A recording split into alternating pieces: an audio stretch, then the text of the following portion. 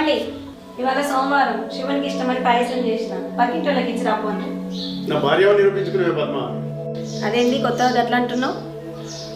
ఏం లేదే, నిన్న వాళ్ళకి అట్లా అన్నందుకు నీకు కోపం వచ్చింది అనుకున్నా, కానీ అవేమి మనసులో పెట్టుకోకుండా ఇలా పాయసం ఇచ్చి రాపో అంటున్నావు కదా, అందుకే గట్లన్నా. పడుసు పెట్స్ అంటారు కదా, వాళ్ళు ఏదో తెలియక తప్పు చేసిండ్రు, మనం తెలిసి తప్పు చేయద్దు కదా. సరేనే, ఇచ్చేది.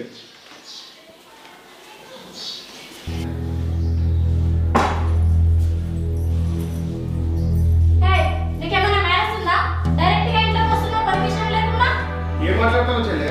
నేను డాక్టర్ దగ్గరికి వచ్చిన అపాయింట్మెంట్ తీసుకుని రావడానికి అక్కింటిలో కదా చదువుతో వచ్చిన. చెల్లె అండి చెల్లె, నువ్వు మా డాడీకి పుట్టావా నేను మీ డాడీకి పుట్టానా? ఏం మాట్లాడుతున్నావు అమ్మా? ఇలా సోమవారం శివునికి పాయసం చేసింది నా భార్య, మీకు కూడా పంపింది.